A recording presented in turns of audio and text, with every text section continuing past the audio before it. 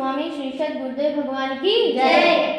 पिछली बार हम लोगों ने पढ़ा था कि बहुत वर्षों पहले जो गीता है उसका मतलब प्रचलन काफ़ी कम हो गया था, जिससे बहुत सारी कुरीतियाँ पनप चुकी थी, बहुत सारे धार्मिक आडंबर होने लगे थे, और उसके बाद महाराज जी ने यथार्थ गीता को प्रकाशित किया, जिससे ये सारे आडंबर धीरे धीरे समाप्त हुए।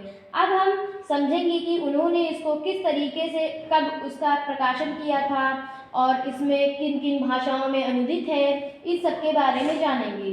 5200 वर्षों के लंबे अंतराल के बाद स्वामी श्री अड़गड़ानंद जी महाराज ने श्री कृष्ण के दिव्य संदेश गीता, जो कि संस्कृत में है, उसका हिंदी में सहज सुबोध व्याख्या यथार्थ गीता के रूप में किया है।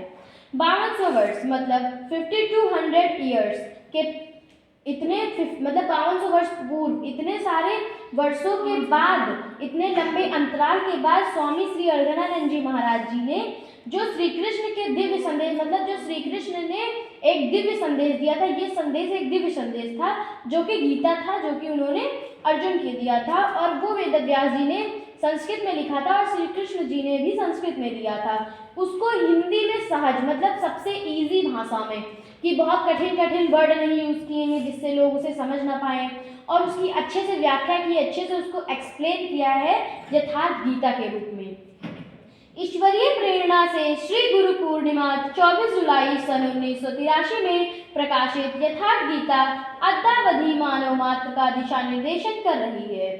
ये जो यथार्थ गीता है, ये गुरु पूर्णिमा 24 जुलाई सन 1983 में जो गुरु पूर्णिमा हुई थी, जो कि 24 जुलाई को थी, उसमें यथार्थ गीता को प्रकाशित किया गया था, मतलब यथार्थ गीता को चलाया गया था। सबसे पहले उसको बताया गया था कि मतलब बेचना चालू किया गया था, सबको देना चालू किया गया था, जो कि मानव मात्र का निर्देश, दिशा निर्देश है, मतलब मानव कल्याण के लिए दिशा बताती है कि हमें किस तरह के कार्य करने चाहिए, अच्छे और बुरे कार्य में डिफरेंस लाती है, बताती है। भगवान श्री कृष्ण के आशय को यथा अर्थ ज्यों का त्यों व्यक्त करने के कारण इसका नाम यथार्थ गीता है।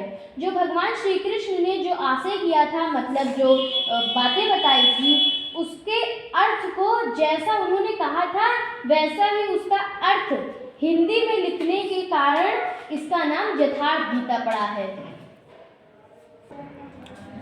महाराज श्री ने यथार्थ गीता प्रस्तुत करके सत्य के नाम पर फैली और सत्य से प्रतीत होने वाली तमाम धार्मिक कुरीतियों का समन करके हम सभी को कल्याण का रास्ता दिखलाया है।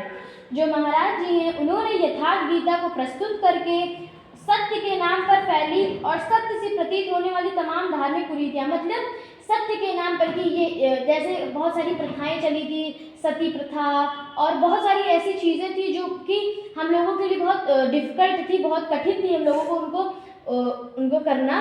तो उसको ऐसा उन लोगों ने दिखाया था जिन्होंने ये सब चीज़ें बनाई थी बीच में। जैसे पहले उन्होंने संस्कृत में लिखा, तो अब वो लोगों को संस्कृत अब इतनी नहीं आ रही थी, तो बहुत सारे लोग उसमें अपना अपना दिमाग लगा के उसको अजीब अलग अलग चीज़ें दिखाते थे, जो कि एकदम लगता था कि हाँ, ये जो कह रहे हैं वही सत्य है। लेकिन जब महाराज जी ने यथार्थ गीता लिखी, तो उससे जो इस तरह की कुरीतियाँ थी, इस तरह की जो प्रथाएं थी, वो सब अब खत्म हो चुकी थी और सभी मानव को कल्याण का रास्ता दिखा, भगवान की प्राप्ति का रास्ता मिला।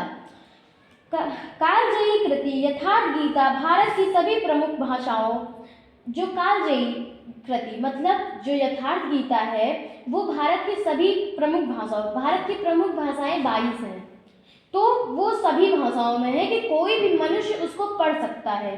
जैसे कि 22 भाषाएं हैं, हिंदी है, मराठी, पंजाबी, गुजराती, उर्दू, संस्कृत, उड़िया, बंगला, तमिल, तेलुगु, मलयालम, कन्नड़, आसामी एवं सिंधी और विदेशी भाषाओं, मतलब ये तो भारत की है, और जो और भी देश है जैसे जापान, रूस, इन सब देशों की भाषाओं में भी है, ताकि वो लोग भी इसको पढ़ के भगवान की तरफ का रास्ता देके हिंसा ना करें। और वो विदेशी भाषाएं कुछ इस तरह है कि अंग्रेजी, German, French, Nepali, Spanish, Norwegian, Chinese, अरबी, फारसी, डच, इटालियन, पुर्तगाली, जापानी एवं रूसी भाषाओं में भी अनुदित एवं उपलब्ध है। यथार्थ गीता का अभ्युदय 20वीं शताब्दी की महानतम रचना, घटना एवं उपलब्ध है। जो यथार्थ गीता है वो 20वीं शताब्दी से शुरू हुई है। मतलब 20वीं शताब्दी में इसका प्रचलन चालू हो गया था। 20वीं शताब्दी क्या है, जो हम लोग ये 2000 चल रहा है, ये 20वीं शताब्दी है।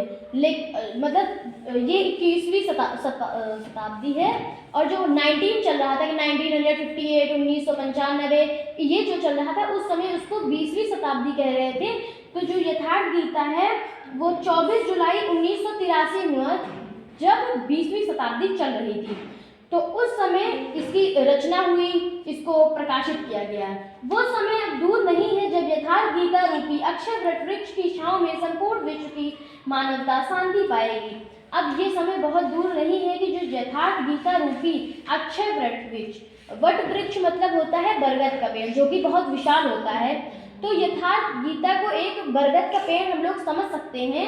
उसके रूप में अब पूरे मानवता मतलब सभी मनुष्यों की उसकी छाया मिलेगी। अब जैसे कोई कहे वट वृक्ष के नीचे सभी को छाया मिल रही है, पूरे विश्व मानवता को, तो वो वट वृक्ष यथार्थ गीता है और उसकी छाया सबको मिल रही है, जिससे सब लोग शांति पाएंगे। गीता को यथावत समझने के लिए, सांगोपांग जानकारी के लिए यथार्थ गीता को 3-4 बार अवश्य पढ़ें। अभी जो हम लोग गीता पढ़ रहे हैं ये बाल गीता है, लेकिन अगर हम लोग इसका पूरा निचोड़ निकाल के हम इसको समझ चुके हों, तब हमें यथार्थ गीता पढ़नी चाहिए, जो कि मेन गीता है।